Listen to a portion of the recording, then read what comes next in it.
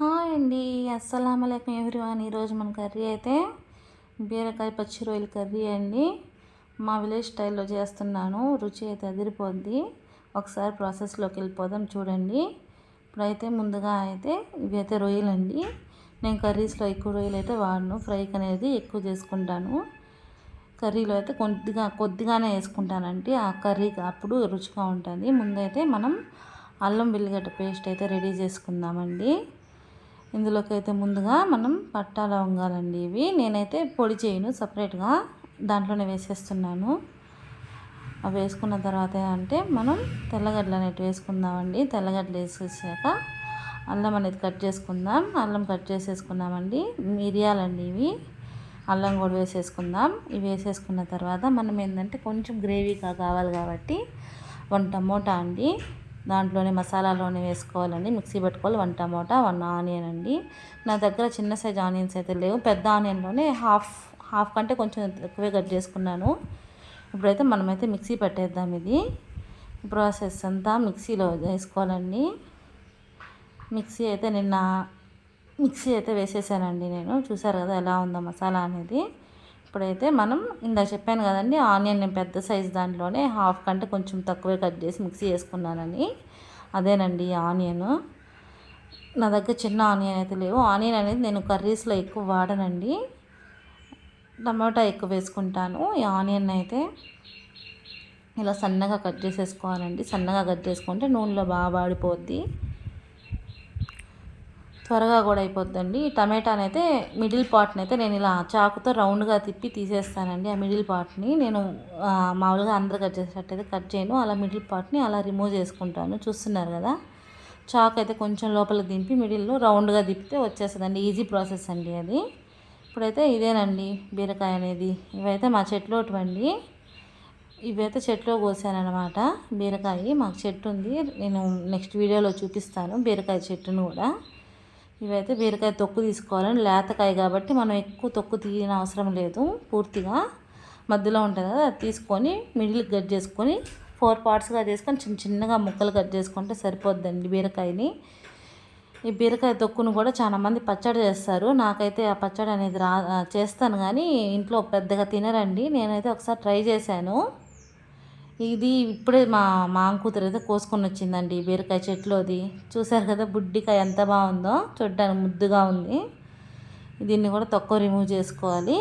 తొక్కతో కూడా చాలామంది వేసేస్తారు. నేనైతే దాంట్లో ముళ్ళు మాదిరిగా ఉంటుందండి, అది తీసేస్తాను. నేనైతే ఇది మా చెల్లికి చెప్తున్నాను అనమాట. ఇదైతే ముదిరిపోయి ఉంటుంది, చూడ్డానికి అలానే ఉంది అని. గింజ కూడా పెట్టలేదండి అది, అసలు చాలా లేతగా ఉంది. కటింగ్ ప్రాసెస్ అయితే అయిపోయిందండి ఇక్కడికి. ఇప్పుడైతే మనం స్టవ్ వెలిగించేద్దామండి వెళ్ళి. నేను ఈ ప్రాసెస్ని అయితే కుక్కర్లో చేస్తున్నానండి. కుక్కర్లో అయితే ఫాస్ట్గా అయిపోతుంది. కడాయిలో కన్నా ఇడ్లీ కుక్కర్ పెట్టుకొని ముందుగా స్టవ్ వెలిగించుకోవాలి. స్టవ్ వెలిగించుకున్న తర్వాత మనం అయితే ప్యాన్లో ఆయిల్ అనేది వేసుకోవాలండి. ముందుగా పోయాల్సింది ఏదైనా ఉంది అంటే అది ఆయిలేనండి. ఆయిల్ అనేది ఏ కర్రీ అవ్వదు. మనం పచ్చడి చేయాలన్నా, తాలింపు పెట్టాలన్నా, రసం, పప్పు, సాంబార్, చింతపండు కర్రీ, ఏదైనా మసాలా కర్రీస్ ఏది చేయాలన్నా మెయిన్ పాయింట్ ఏంటంటే ఆయిల్ అండి. ఆయిల్ అయితే అసలు ఫుడ్డే కాదు. ఏందో ఈ యుద్ధాల వల్ల ఆయిల్ రేట్స్ పెరిగిపోతాయని చెప్తున్నారు. చాలామంది భయపెట్టేస్తున్నారు. పెరిగినా కానీ మనం ఎంత పెరిగినా కానీ మనం తెచ్చుకొని వాడాల్సిందే, తప్పదు. ఆయిల్ గ్యాస్ కొరత అయిపోద్ది అని చెప్తున్నారు. ఏది కొరతైనా మనం వాడాల్సిందేనండి, తప్పదు. దీనిలో అయితే ఆవాలు వేసేసుకున్నాము. ఆవాలు వేసుకున్న తర్వాత ముందుగా కట్ చేసుకున్న ఆనియన్స్ వేసుకోవాలండి. ఆనియన్స్ వేసుకున్న తర్వాత మనం చెంచాతో అయితే తిప్పుకుందామండి. ఆనియన్స్ వేసినప్పుడు ఒకే దగ్గర ఉండిపోతాయండి. అవంతా స్ప్రెడ్ అవ్వాలంటే మనం ఆనియన్ అయితే తిప్పుకోవాలండి. ఇప్పుడైతే ఆనియన్ బ్రౌన్ కలర్లోకి వచ్చేసాయండి. ఇందులో ముందుగా మనం అల్లం వెల్లుల్లిగడ్డ పేస్ట్ వేసుకున్నాం కదా, టమాటా అవన్నీ వేసుకొని ఆ పేస్ట్ని అయితే వేసేయాలండి. ఆ పేస్ట్ని కూడా వేసేసిన తర్వాత మనం మళ్ళీ గరిటె పెట్టుకొని మొత్తం స్ప్రెడ్ చేసుకోవాలండి. అది కుక్కర్ మొత్తం స్ప్రెడ్ అయ్యేటట్టు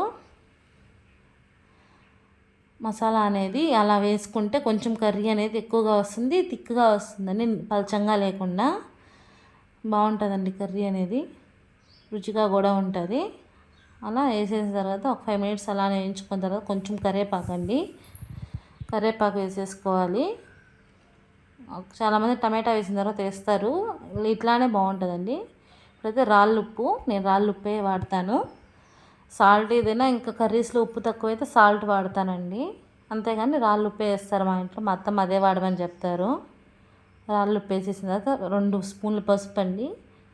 మనం రొయ్యలు వేసుకుంటున్నాం కదా, కొంచెం నీచు వాసన అనేది వస్తుంది. అది రాకుండా పసుపు అనేది కొంచెం ఎక్స్ట్రా వేసుకోవాలి. ఇదంటే ధనియా పౌడరు, నేను ఇంట్లోనే ప్రిపేర్ చేసుకున్న కొత్త ధనియా పౌడర్ మాత్రమే అది. అందుకని చెప్పి నేను అవంతా స్పైసెస్ అంతా మసాలా ఇందాకే పట్టేసుకున్నాను అండి. చూడండి ఎలా ఉందో. ఒక 5 మినిట్స్ మగ్గనిచ్చాం కదా, బాగా ఆయిల్ అనేది పైకి తేలుతా ఉంది. ఆయిల్ పైకి తేలినప్పుడే మనకు మసాలా బాగా ఫ్రై అయిందని అర్థం అండి, అర్థం చేసుకోవాలి.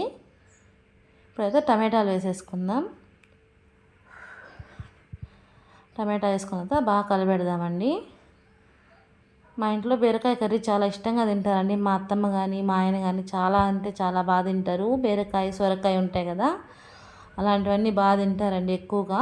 అవి బాడీకి చలువ కూడా చేస్తాయండి. ఎండాకాలం బాడీ డీహైడ్రేషన్ కాకుండా చూస్తాయి, బాడీ చాలా చలువనిస్తాయి. ఇప్పుడైతే రొయ్యలు అయితే వాష్ చేసుకొని రొయ్యలు అనేవి వేసేసుకుందామండి దాంట్లో. కర్రీలో రొయ్యలు కూడా ఆయిల్లో మసాలాలో కొంచెం ఫ్రై అయితే అవి బాగా పడతాయండి రొయ్యలకి. కర్రీలోనే కాకుండా ఆయిల్లోనే ఫ్రై చేసుకుంటే బాగుంటుందండి. ఇప్పుడైతే 5 మినిట్స్ అయిపోయిందండి. ఇప్పుడు మూత పెట్టేసుకుందాము. ఒక 5 మినిట్స్ మళ్ళీ మగ్గనిచ్చి తీసేసి, ఇప్పుడు చూసారు కదా ఆయిల్ మళ్ళీ పైకి తేలుతూ ఉందండి, అంటే అవంతా ఫ్రై అయిపోయాయని చెప్పి బీరకాయను కూడా వేసేసుకుందామండి. ఆయిల్లో బీరకాయను కూడా కొంచెం ఫ్రై చేసుకుంటే పచ్చివాసన అనేది పోతుంది. చాలామంది వాటర్ పోసిన తర్వాత బీరకాయ అనేది వేసుకుంటారండి. నేనైతే ఆయిల్లోనే వేసుకుంటానండి. కూరగాయలన్నీ నేను ఆయిల్లోనే ఫ్రై చేసుకుంటాను, ఎందుకంటే టేస్ట్ బాగా వస్తుంది. కొంచెం ఆయిల్లో వేగితే కూరగాయ అనేది పచ్చివాసన కూడా రాకుండా ఉంటుంది. ఇప్పుడు ఒక 5 నిమిషాలు మగ్గనిద్దాము. చూసారు కదా, 5 నిమిషాలు అయిపోయిన తర్వాత ఓపెన్ చేసి కలబెడితే బాగా మగ్గిపోయిందండి. ఆయిల్ ఇప్పుడు కూడా పైకి తేలుతూ ఉంది. ఇప్పుడు ఇందులోకి అయితే చిల్లీ పౌడర్ వేసేసుకుందామండి. చిల్లీ పౌడర్ వేసేసుకున్న తర్వాత మళ్ళీ కలిపెట్టుకొని కొంచెం సేపు కలిపెట్టేద్దామండి, స్ప్రెడ్ అయిపోద్ది అంతా. చిల్లీ పౌడర్ నాకు ప్యాకెట్ దండి, అది కొంచెం కారం ఎక్కువ ఉంటుందని స్పైసీగా ఉండాలని చెప్పి నేను ఆశీర్వాద్ చిల్లీ పౌడర్ వేసానండి దాంట్లో. ఇప్పుడైతే ఇందులోకి అయితే వాటర్ అనేది యాడ్ చేసేసుకుందామండి. మసాలా అంతా ఫ్రై అయిపోయింది కాబట్టి ఇప్పుడైతే వాటర్ వేసేసుకొని మనం ఇంకా మూత పెట్టేసి ఒక 3 విజిల్స్ కానీ మగ్గించుకుంటే సరిపోద్దండి. వాటర్ పోసేసాను, చూసారు కదా. వాటర్ విజిల్ కుక్కర్లో అయితే వాటర్ ఎక్కువ అవసరం లేదండి. వాటర్ అనేది దాంట్లో అట్లానే ఉండిపోతాయి, ఇనుకవు. వాటర్ అనేది అట్లానే ఉండిపోతాయి కాబట్టి ఎక్కువ అయితే వాటర్ అవసరం లేదండి. మనకు కర్రీ ఎంత థిక్గా ఉండాలనుకుంటే అంతే వాటర్ పోసుకుంటే సరిపోతాయండి. ఇప్పుడైతే మూత వేసేస్తున్నాను. విజిల్ ఎక్కడుంది, ఈ విజిల్ తీసి పెట్టేస్తానండి. నేను ఇలా వెతుక్కునేదానికే సరిపోద్ది, నాకు పెట్టేశాను విజిల్ అయితే. ఇప్పుడైతే ఒక 3 విజిల్స్కి అయితే పెట్టుకొని మనం ఆఫ్ చేసేసుకోవచ్చండి. కుక్కర్లో చాలా అంటే చాలా త్వరగా అయిపోద్దండి కర్రీ కానీ రైస్ కానీ. ఇది కూడా మేమైతే రైస్ అయితే కుక్కర్లో పెట్టుకోమండి. ఇప్పుడైతే అయిపోయింది, ఆపేసాను. విజిల్ కుక్కర్ వచ్చేసింది కదా, ఈ విజిల్ కుక్కర్లో గాలి అనేది అలానే ఉంటుంది, అవి తీసుకోవాలండి ముందుగా. చూసారు కదా కర్రీ నూనె ఎలా పైన తేలుతూ ఉందో, చూస్తుంటే కలర్ఫుల్గా ఉందండి. ఇది కానీ వేడి వేడి అన్నంలో వేసుకొని తింటే నెక్స్ట్ లెవెల్ అండి. కర్రీ మాత్రం అదిరిపోతుందండి. మీరైతే తప్పకుండా ట్రై చేయండి ఒకసారి. ట్రై చేసి ఎలా ఉందో, ఎలా వచ్చిందో కూడా నాకు కామెంట్ చేసి పెట్టండి అండి.